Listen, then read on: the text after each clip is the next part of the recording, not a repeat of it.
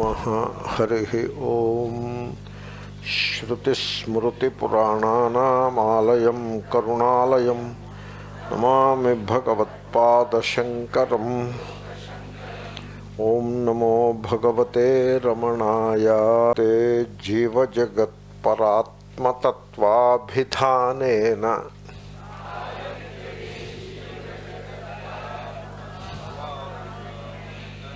matam samastam.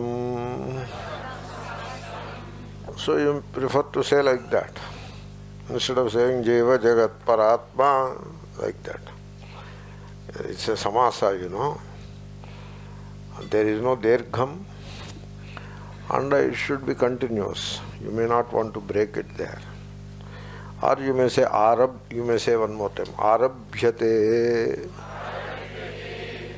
Jiva Jagat Paratmatatvabhidhanena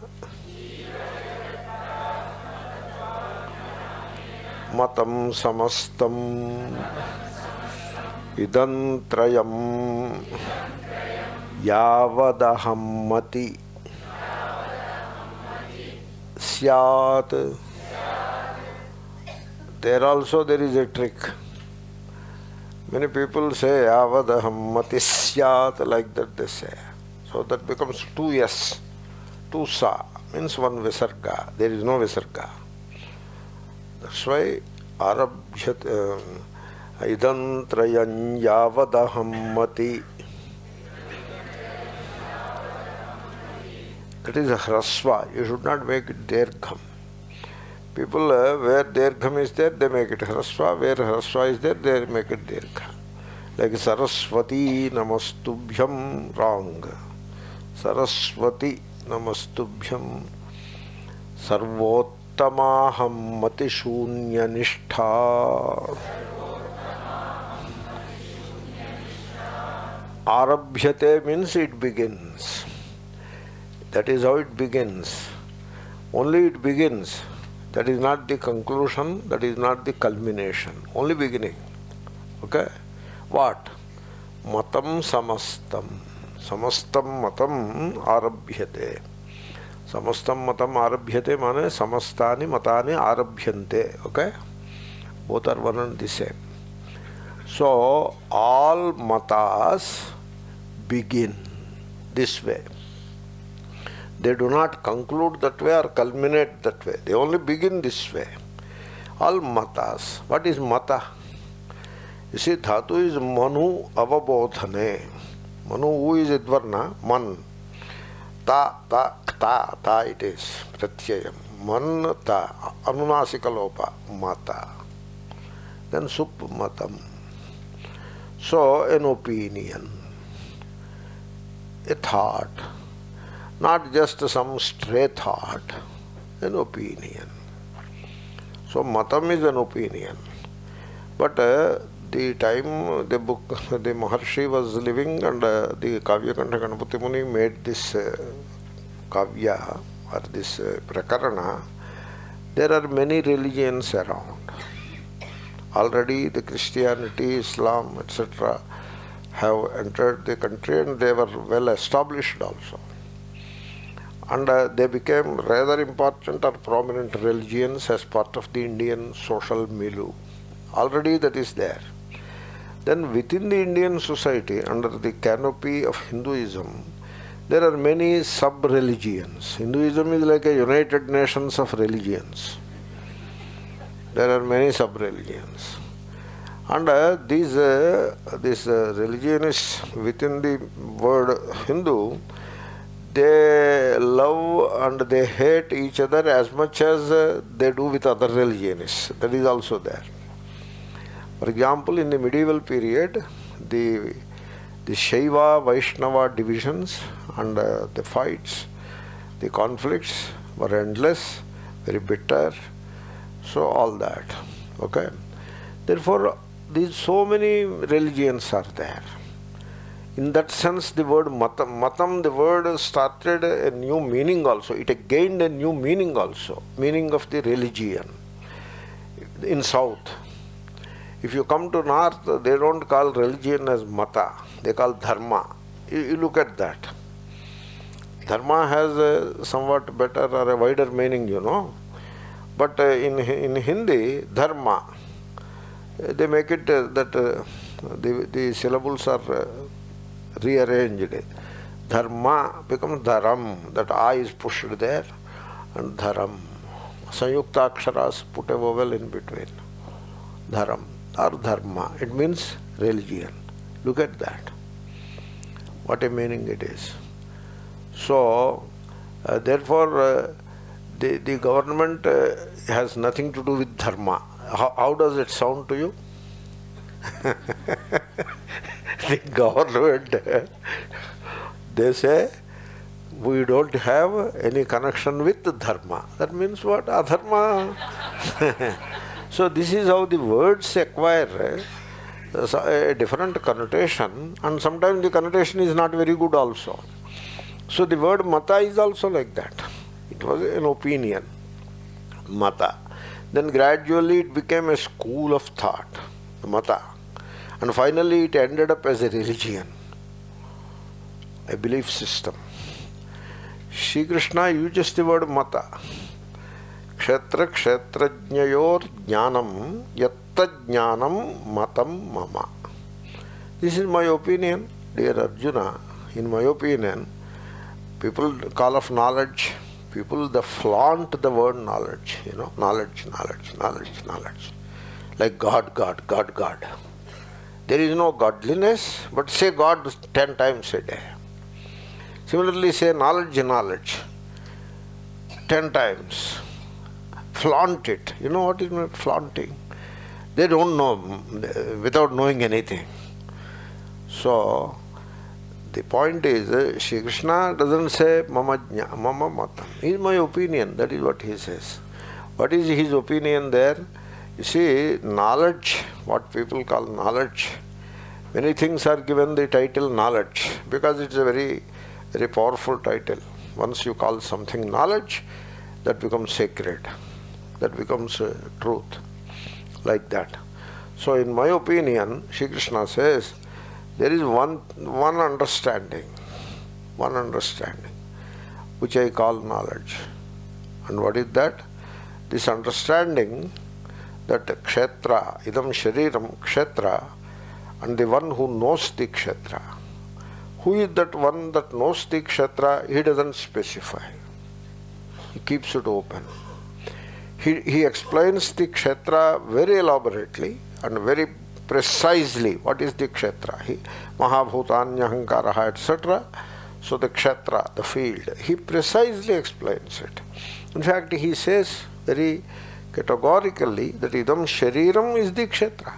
Like that he begins and expands upon it and explains what is the kshetra. This kshetra which is gross, like Mahabhutani, etc., and very subtle also, like ahankara, ichha, dveshaha, sukham, dukkham, etc. So all that outer panchabhutas and the inner, the mind and its movement, all of this is described in good detail and said it is a kshetra. Then the one who knows it, the one who is aware of it. So that is a kshetrajna. He doesn't call him either jiva or ishvara. He doesn't use any of these words. You can use kshetrajna, can be called jiva provisionally, no harm. Jiva word is coming, I will explain it. And a kshetrajna is ishvara because he says kshetrajnanchapi mam vidhi. You understand, I am the kshetrajna as myself. So Ishvara is speaking, Shri Bhagavan Vacha, and therefore kshetrajna is Bhagavan.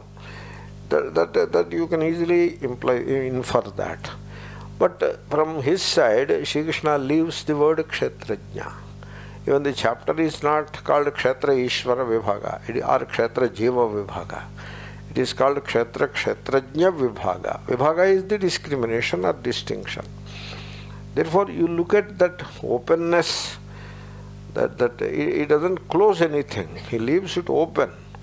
The one who knows the kshetra, the one who is aware of the kshetra.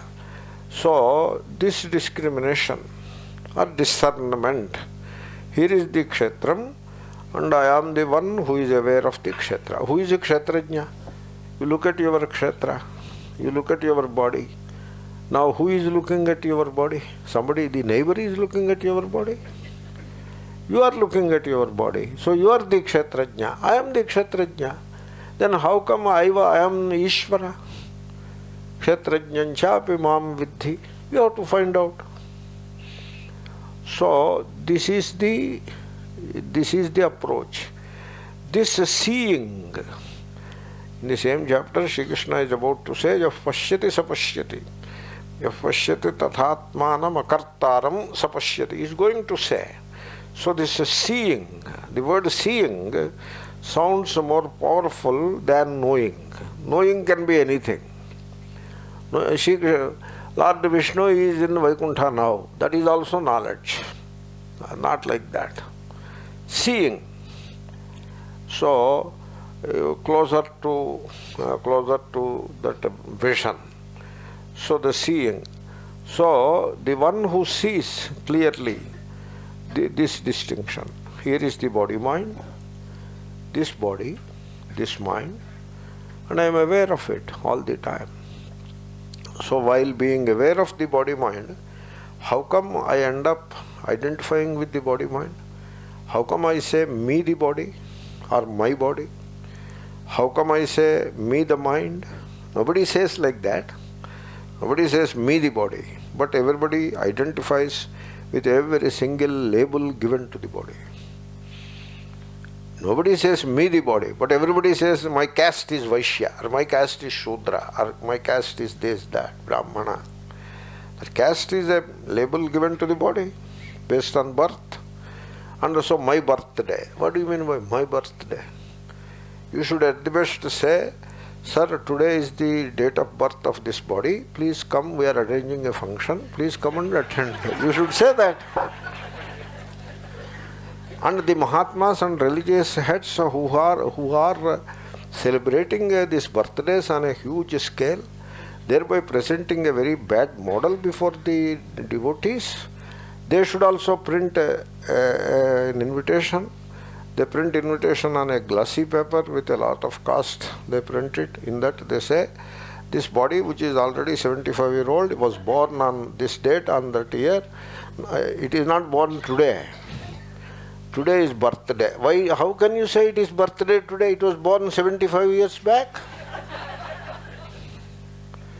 What is this tamasha? So means every 365 days a cycle, therefore today is the 75th time the blessed thing is rotating. And therefore all of you come and look at this body. I am also looking at it. That is how you should print the paper, so that the discrimination is maintained, the discernment is maintained. Idam shariram, idam shariram. Are aham shariram mat bolo bhai. Idam shariram, idanta krantam shariram. So this seeing, this understanding, if you want to call anything knowledge, you call this knowledge. Yattajna, that yet, that gives an emphasis to the expression. Yet jnanam, tat jnanam. Whatever knowledge which is in this form, the understanding of this discernment, whatever you have, if you have it, that I would prefer to call it jnanam. This is my opinion. Matam mama. So in fact I wanted to describe matam, but in a connected way, a little digression, and described a few other things. And so this is the matam, my opinion. Then I do not exactly remember, but if not that place, some place else, Shankara told, Bhagavan's matam is cannot be just an opinion, it should be taken as siddhantaha. Whether Shankara said it or some Tikakara said it, they said it. And that is the fair thing to say also. Therefore, if Einstein says, this is how I feel, this is my opinion, so you should take it as a gospel truth. So in physics, similarly, whatever Shri Krishna says about human existence, So that should be taken as a gospel truth about human existence. So that's why we say matam siddhantaha. That is how the word is used. But later the matam became, it has acquired a new connotation and it has become, of course it is opinion. So from this one thing can be understood. What is called mata, the religion today, in that sense it is used, it is merely an opinion. That is the point I wanted to extract from it. Okay, from the standpoint of that those people who follow the mata, they don't call it opinion, they call it siddhanta, the conclusion. So they say, nobody says, suppose Vaishnavas say, let us say, do they say we are following a particular method of worship, let us say a religion, and this religion happens to be the opinion of that acharya, the original acharya. Do they say like that? They don't say like that. They say this is the truth. That is how they say. So how can belief be a truth? You can begin the search for the truth with a belief. Arabhyate. Maybe that is how you begin. That is how we all began. In our childhood we started a beginning already. In India that is how it happens. So maybe in West they come to the religion in the Middle Ages or in the youth, whatever. But in India we come into it because in India the religion is the mainstream. Therefore we come into the religion since the childhood. So matam samastam. So now let me digress a little and say matam, religion, that must be the sense in which Kavyakantha Ganapati Muni used it. Because from the type of, from the period in which he composed, this is how I feel. Okay? So you can say Siddhantaha, the Tikakara. Tikakara is a Kapala Shastri who wrote a Tika, called Bhashya also. He said Siddhantaha Dvaitadaya ityarthaha. So that means, in a way, he is also talking of a particular belief system. All belief systems, all religions in that general sense, this is how they begin. Now, how they begin, I will come to it. But before coming to that, now, we are looking at matam, religion. Now, religion, there are two religions, okay, broadly speaking. One is the religion of the masses, the popular religion. And then there is another religion called a true religion. So that means what? The popular religion could have certain elements of truth, but as students of Vedanta, we cannot follow the popular religion in toto. You have to examine it, and you have to see the elements which are compatible with the pursuit of knowledge or pursuit of truth that we are undertaking. And so such elements we have to adopt. And then our understanding, our practice of religion, and our preaching, because quite often we people preach also, preach or teach, whatever name you give to it, all that must help the masses to look at their religion, the religion that they are practicing. We should encourage them to look at the religion they are practicing. That way we should encourage.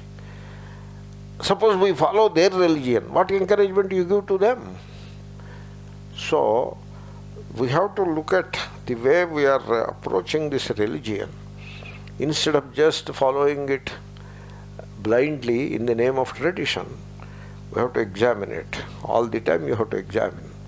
For example, belief. If matam is religion, then what is religion? Is belief religion? We have to ask that. Or you don't want to ask? Please tell me. If you don't want to ask, I too don't want to ask. But why should I bother? Do you want to ask? Do you want to question? So then I am asking you on your behalf. Is belief religion? Just don't answer. Don't answer. Don't answer any question. Let the question incubate. So, is belief religion? You see, you look at me, I raised the question. You don't find me in a hurry to answer it. You see, the Christians believe in one way. The Hindus believe in another way. The Muslims believe in another way. The Buddhists believe in still another way. Buddha, did he start a religion? I don't know. But there is a religion called religion in his name. Christ, did he start the religion? I am not sure. I think he did not start a religion. But there is a religion in his name. So, there are religions like Vaishnava, Shaiva, they are not after the name of an individual. In fact, it is said there is only one religion in India, born in India, after the name of a person, and that is Buddhism. That is also said. That speaks something glorious about the Indian nation, that there are many religions, but they are not named after a person. That is something great. But nowadays, I have seen an unhappy development in which the Vedantic tradition is started after names of people. You look at that. A society which has given birth to multiple religions, religion means a method of worship, a particular upasana paddhati, method of worship, without resorting to the name of a person, unlike elsewhere. It starts Vedantic teaching and gives, and then make a hedge-like arrangement and start giving the name of a person. Now, do you find it's a happy or a healthy development? I suppose not. Anyway, so the Buddhists believe in still another way. And all of them consider themselves very religious people. They do not consider themselves as we have this particular belief, they have that belief. Nobody thinks like that. Everybody thinks we are very religious people. They all have their temples. They all have their gods, their symbols and their beliefs. And is that religion? So, in the first place, how such a belief came into existence or came into our lives? Like I follow a religion, and most of it seems to be belief. Some of it could be more, maybe better than belief, but most of it is belief. And I follow the symbols, and I have my own temples, my own gods and all that. How come this religion came into my life? If you look at it carefully, you have to say, we believe the way we believe because my father and mother believed so. Not mother that much, father. When it comes to religion, it is always the father. When it comes to some nice, tasty food, it is the mother. Religion is the father. My mother was asking me, are you doing Sandhya nowadays? Amma, I say, Amma, you don't ask such question. Come on, you give me a cup of tea. Okay. That is mother. Father is, Arey, did you do Sandhya today morning? Yes, I have done. I don't think so. You are telling a lie. He is not telling a lie. I was only telling a lie. So this way, father is religion. And more than father, grandpa is religion. This grandpa who is still around, he should have gone to an ashram by now. Earlier it was Vanaprastha, he should have gone to the forest. But now where are forests? There are no forests. But there are few ashrams where inside there are a few trees and plants. Therefore that can be taken as a forest. And the grandpa should have gone to the forest by now. He doesn't go. He doesn't go. So, sometimes there was a gentleman, he was telling me, we have to protect Varna and Ashrama. Then I said, no, I agree with you. You protect the other way. You protect Ashrama and Varna. First protect Ashrama. What is that? Now what ashrama you are in? Grahastha. What is your age? 60. Now you protect ashrama. What is the next ashrama? Vanaprastha. Now you protect that first. Then you can protect varna. They are very clever, very cunning, I tell you. They don't want to protect ashrama varna. They want to protect varna ashrama. It is easy, you know. So, anyway, therefore, the grandfather believed, father believed, therefore I believe. Mothers do not push the beliefs that much. I don't know whether mothers believe that much also. Poor mother, she was following it because the father is following it. So, anyway, you see, the point is, you just believe what grandfather said or father said, or sometimes what some guru said, or sometimes even what some book said. This is how we come into the religion, which is just mere belief. The point that I am making is, you do not examine clearly. This verse is about examining clearly. That is this. All this background I am giving is to inspire. The verse is trying to inspire us to examine. You examine. So you try to find out what is true. Nothing wrong that you start the life with a belief, which is another name for religion. Nothing wrong. But you try to find out. There is another point that you may want to find out. If you want to come to true religion, in contrast to the religion of the masses, you want to find out. What is it that you want to find out? Belief, which you may call religion, divides people. Now, why should we be concerned about it? That must be government's lookout. To unite people or to keep people together. That must be government thing. Why you and I are concerned? No, government has a different perspective about it. They may have to do that probably, but we have to think about it, because we have to be the goal that arambha it is. Belief is only arabhyate, matam arabhyate. Our goal is, you start something and that is not the end of it, that is only the beginning. We have a goal before us. What is the goal?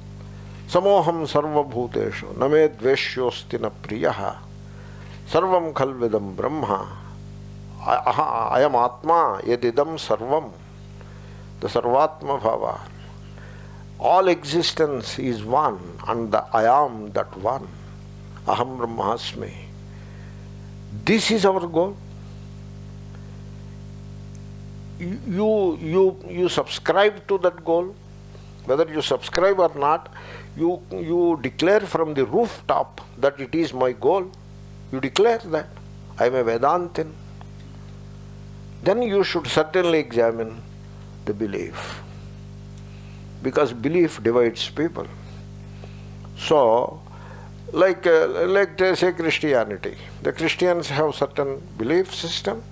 They have certain beliefs, and therefore they are divided from those of other beliefs, and they are divided among themselves also. Protestants, Catholics, and among Catholics also followers of Mother Mary, followers of Christ, followers of God. Like that, where the focus is. Like in our own religion, they say Brahma, Vishnu, Maheshwara, then some worship Vishnu, and some people move away from all these three groups and they start Ammavaru Bolke, they go in a different direction. Mother, Universal Mother. At least in that sense they are showing some respect to the womanhood. We should appreciate that. Though they may not be so kind to the women in other areas. Therefore, all these are worth examining. So, if you look at the Hindus, they seem to be everlastingly full of hostility among themselves, because They believe themselves to be Brahmins, non-Brahmins, Vaishyas, Kshatriyas, this, that, Vaishnavas, Shaivas. They seem to be everlastingly confronting each other. The society seems to be very heterogeneous and confrontational. A major part of it is provided by the religious beliefs within the Hindu society. And of course, there is a constant conflict going on between Hindus and non-Hindus within the subcontinent of India. Therefore, belief seems to bring enmity, division, destruction. And this division, hostility, conflict, confrontation, is that a true religion? We have to think of it. Therefore, because in true religion, the reality, the truth, whatever name you give to it, that is the God. And that is all-inclusive. And nothing is other than that. And all these divisions, separation, the multiplicity, the variety, the name you give to it is Jagat, is unreal. And therefore, arabhyate, no harm. You start where you started, but you are advised to, or you are encouraged to certainly examine all these things. Arabhyate samastam matam. Only that much I have explained. Now, how do they start? All of them. So the Maharshi, and of course the languages of the Kavya Kantha Ganapati Muni, they examine all these religions. The approach is different. The approach is not subscribe to one religion, and so this is what it is, this is the truth, and this is all, and all other religions are not important or not correct. This is the only religion, and therefore I am that religionist. That is not how the Maharshi looks at the situation. That is not how he proceeds, like probably some of us like to do that way, but Maharshi doesn't seem to proceed like that. He says, he looks at all the religions and comes out with one common point. These religions, they are different, their beliefs are different, their temples are different, their books are different, their gurus are different, their customs are different. But in one aspect, they are all same. This is a good way of approach. It's a very Catholic approach. Catholic in the sense, a very broad-minded approach it is. So, leave aside these outer trappings of beliefs, customs, ceremonies, celebrations. Now, I have said a few controversial things already, and so one more thing I am adding. So the ceremonies and celebrations, are they religion? Ceremonies and celebrations, are they religion? So we people have to examine all this. And not only examine, if we declare that we are teachers, acharyas, we put a title before our name, acharya. Before acharya and ananda. Acharya, blank, blank, blank, ananda. So then we have a responsibility to examine these things and provide a very balanced opinion. And that is what the Maharshi is doing. So, all these religions have one thing in common. You see, the vision you see, it is a uniting vision. Areyappa, all of you consider yourself of different religions and fight among yourselves. In a way, all of you have one thing in common. What is that? You see, Swami Ramatirtha told a story. Three people are fighting. Let me make it three. You can say four also. Three people are fighting. The Mahatma goes and asks him, why are you fighting? You see, we are thirsty, and therefore I say Pani eliminates thirst, whereas these two people don't agree. Then the other man says, how can he say Pani eliminates thirst? It is Tanneer which eliminates thirst. How can he talk like that? And the third man says, both are wrong. They don't know anything. Only aqua can eliminate thirst. That is the third man says. This is the story of Ramatirtha. It sounds a bit hollow, but the significance is deep. Then the Mahatma says, okay, I will solve your problem. He calls one of them, asks the other two people, wait outside, takes inside and gives him water and asks, what is this? Aqua. Okay, drink it. He is thirsty, poor guy, he is thirsty. Okay, drink it. He is satisfied and comes out with a beaming face. And then he calls the other and puts some sweet, nice water, cold water before him, cool water before him, and asks him, what is this? Pani. Thirsty, yeah, drink it. Same thing with the third person. Hey, what is this? Tanneer. Come out. And again they start fighting themselves. So, Vaishnavas, Shaivas, Christians, Muslims, I tell you, as far as the religion is concerned, they are like those three guys.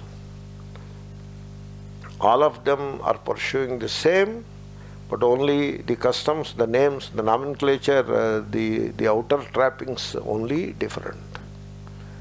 Interesting, you know. Therefore, all these religions or religious sects or all these siddhantas, they are talking of only one thing. And what is that? Jiva Jagat Paratma Tattva Abhidhanena. They proclaim or they define three elements, a triad or three vertices of a triangle. Every religion is a triangle. All religions are triangle only. Not that certain religions are triangles and certain religions are rectangles. No. All are triangles with the three vertices. One vertex is the person, Jiva. Jiva is, strictly speaking, Jiva is not the person, but provisionally you may take Jiva as the person. Jiva Pranadharane. What is Jiva? Jiva is, Shankara also uses the word Jiva in the sense of Pranadharana. But what happened is, in the Puranic context, in the way the people follow the religion, Jiva is translated as person. The person, if you translate Jiva as individual, probably you are okay. Because individual is something like indivisible. Therefore, though you may call Jiva provisionally as though a separate entity, ultimately it will merge. Therefore, individual. So, but if you call Jiva a person, that could be a misleading translation. That is how people take. Even in Hindu religion, Jiva is born. The word Jiva doesn't mean anything by birth. It doesn't have anything to do with birth. Birth is strictly applied to the physical body. And Jiva doesn't mean physical body. Jiva Pranadharane. That is the Panini's Dhatu Patha. And so, you take it as person and immediately ask what was the earlier birth, what is the next birth. You fall into this birth thing. And then says a transmigration of the soul. Of course it is there. What is not there? In a religion, all these elements will be there. In fact, in religion, the beliefs based on birth and death occupy a central part of the religion, every religion. Therefore, you go into that thing, that flow. But the word Jiva is that factor or that element, Tattva, that element or that principle, not principle, that principle which keeps all the sense organs and the mind together. Prana. Pranaha indriyaha. Indriyani. Pranaha indriyani. So mind is also indriya, antarindriya. So the mind The 5 sense organs, the 5 organs of action, these 11, they are held together in a unit called physical body. You need a physical body to keep them together and functional. And that which makes this possible is called jiva. So, if you look at the word jiva correctly, there is no reason to assume that jiva is separate from that cosmic power.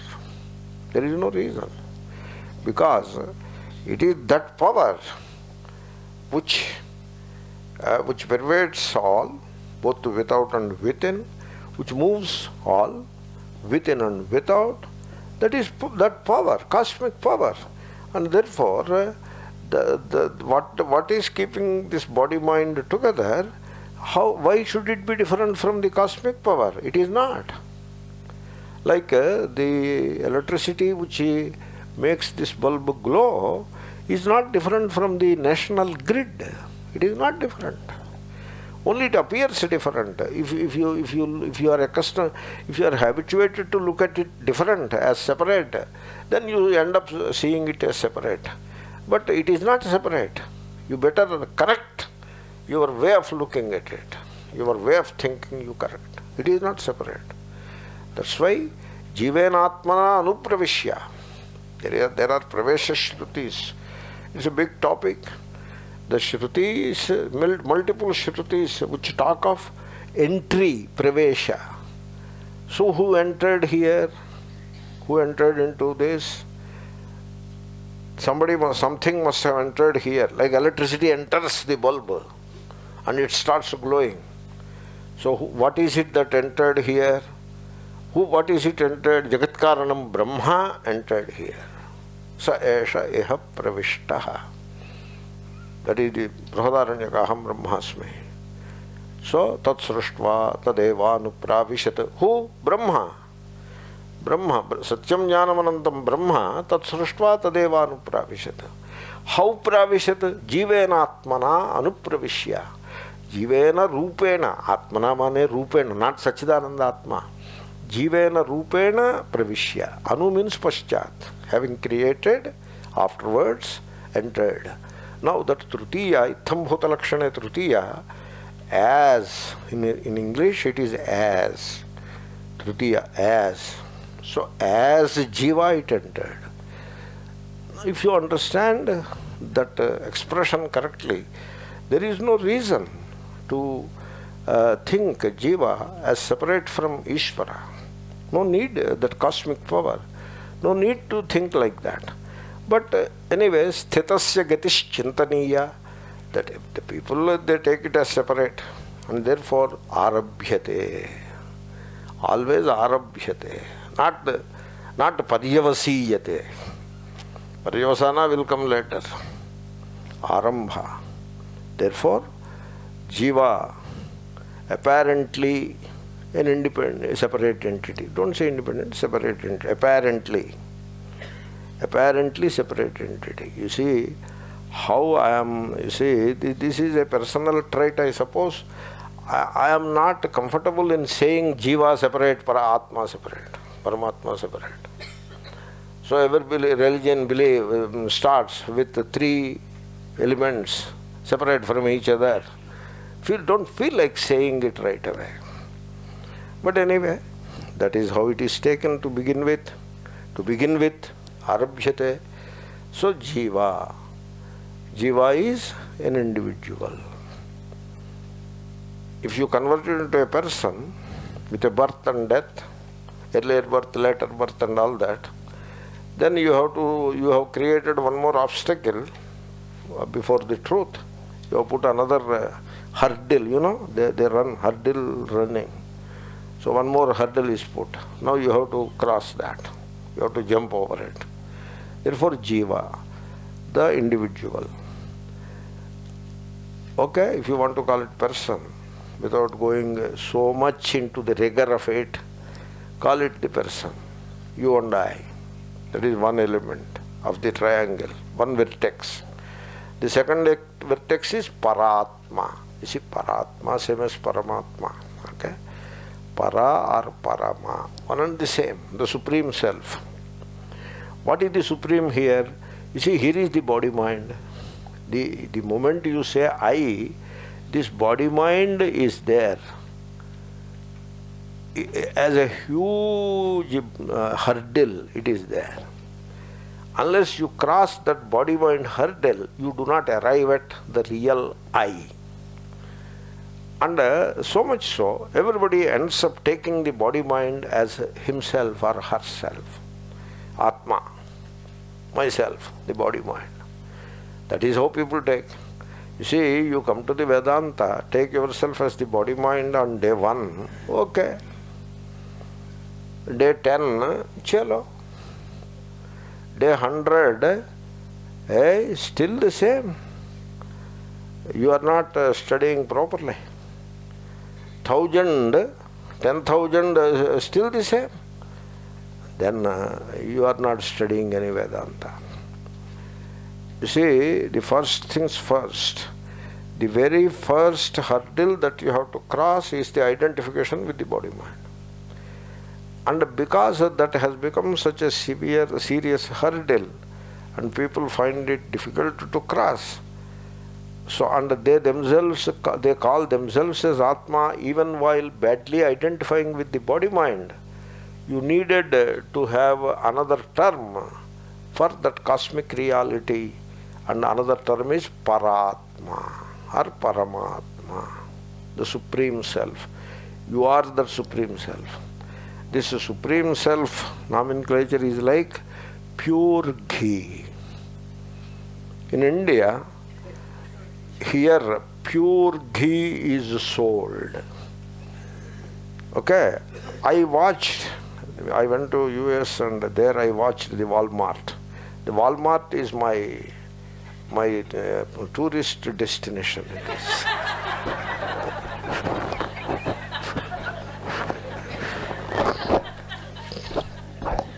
In fact, I was going for a small walk. Somebody is going, Swamiji, how are you? Oh, I am fine. Do you want to come? Where are you going? Walmart. Okay, I am coming. I don't have anything to purchase in Walmart. For 2 reasons I go. It is a tourism destination and it is a good walk for me inside. Because it's so huge. It's a town inside. So I went, Walmart. There is one section. They're all ghee. I was looking for pure ghee, but I don't find it. Then I asked, what about pure ghee? They said, what do you mean by pure ghee? We only have ghee. So pure ghee is needed in a society which adulterates everything. This has nothing to do with patriotism, okay? Please don't start like that. Don't start something else against Swami TV now. Okay? Therefore, this Paratma has come like that. You don't need Paratma. Atma is good enough. You see in Brahma Sutra, Athato Brahma Jignasa, Jignasa-adhikaranam. If you read a little, it is about what Brahma, you know, the sutra is Brahma. Athataha Brahma Jignasa, Brahmano Jignasa. And Brahma. And then suddenly Shankara says Atma. Then Nanu, you are talking about the Jignasa, the Vichara of the Brahma, and why you bring Atma now? Nanu, Purvapaksha. Then Shankara admonishes the guy, hey, shut up. Atma hinam Brahma. Why do you raise such silly questions in the middle? Don't you know that Atma is same as Brahma? Now you know it. That is the ferocity with which he looks at Atma as Brahma. Look at this Shruti. I was, you see, my father was doing Sandhya Vandanam and I was doing something else. Then somebody came, a Dvaiti. Father is an Advaita scholar. Dvaiti came. He came and did Namaskar. So, Shastri Garu, how are you? I am fine. Shastri Garu, one question is lingering in my mind. How can you say that Brahma is same as Atma? This is lingering in my mind. Can I ask you?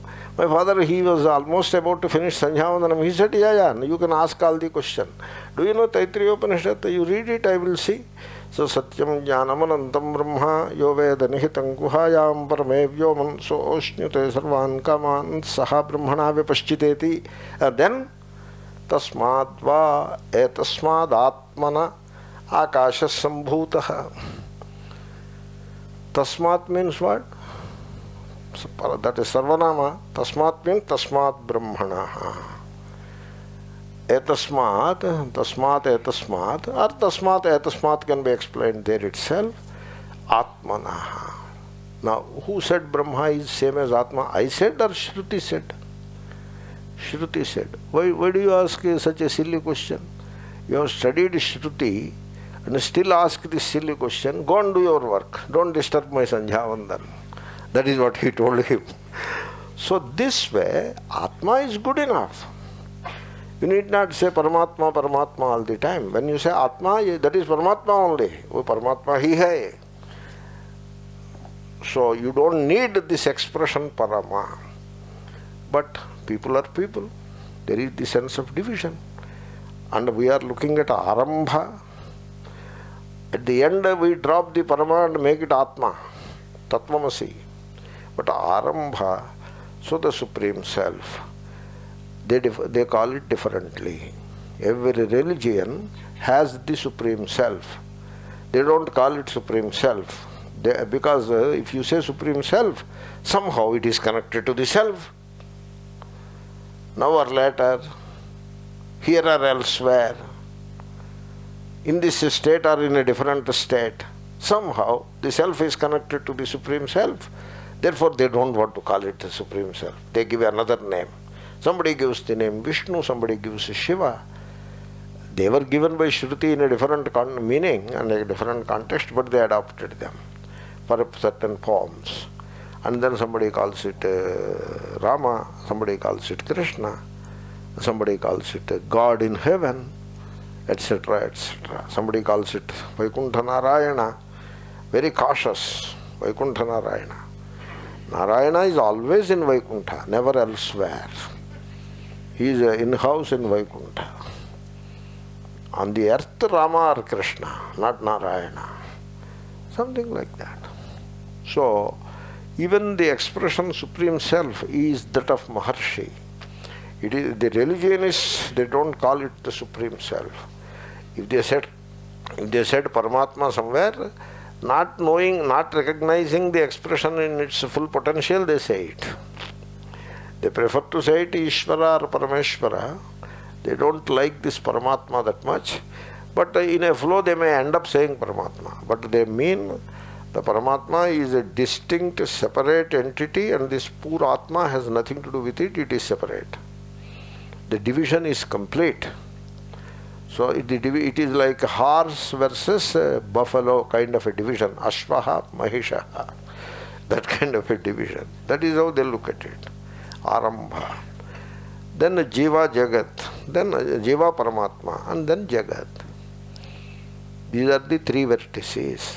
So all mata, it is based on explaining or describing these three basic principles. That is how the mata begins. You belong to some mata, Shaiva, Vaishnava, or whatever. There also you must have begun like this only. And there is no difference in any other mata. There is no difference. And therefore, you may not want to feel superiority or inferiority about any of these things. In India itself, if you start your journey from Kanyakumari, by the time you reach the Badrinath or Kedarnath, you must have come across 24 matas. They are all under the canopy of Hinduism. And then there are other matas. So matam samastam. So this way, when you look at religion in this way, this is how you look at religion. Then what happens?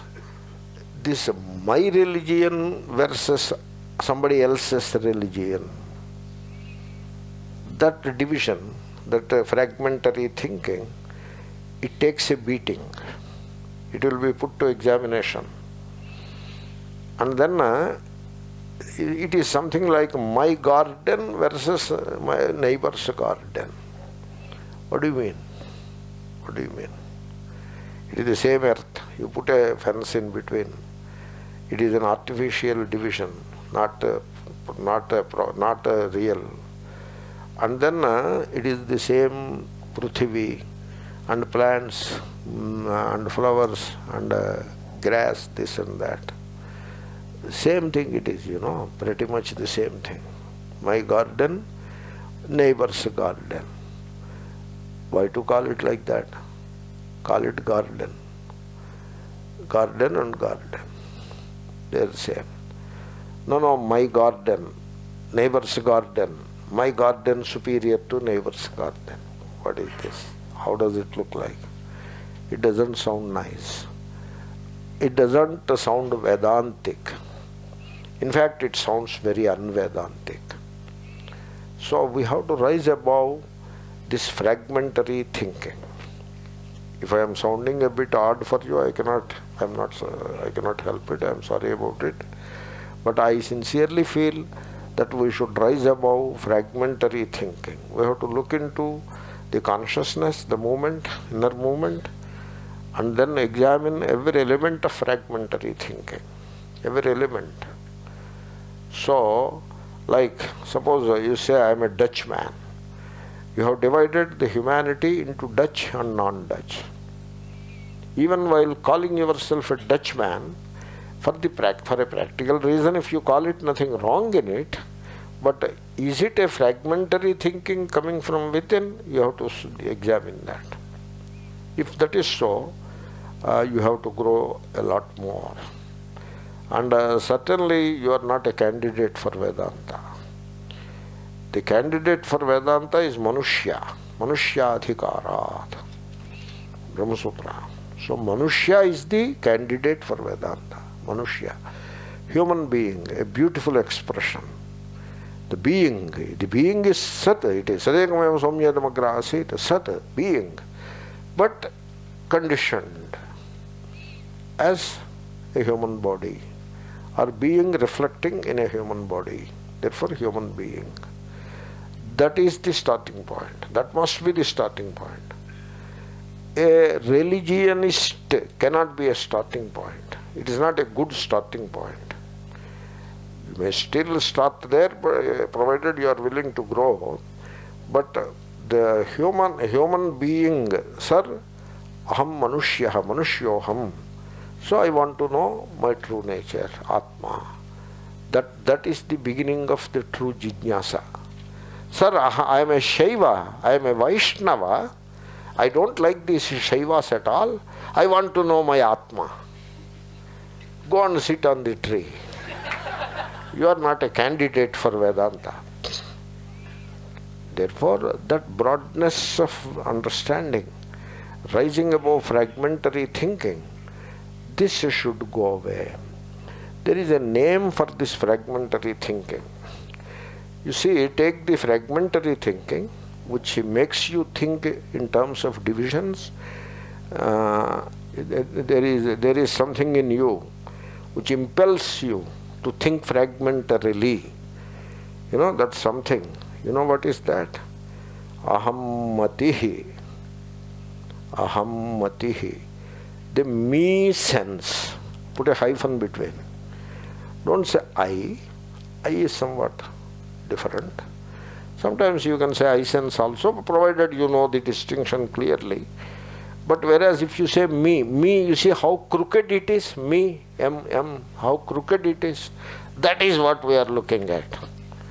The crooked, fragmentary, divisive, selfish, so that egoic entity, that me sense, that me, what is the construct of that me? Why this me is so fragmentary in its movement? So you have to examine that. We will do it in the afternoon class. Om Purnamada Purnamidam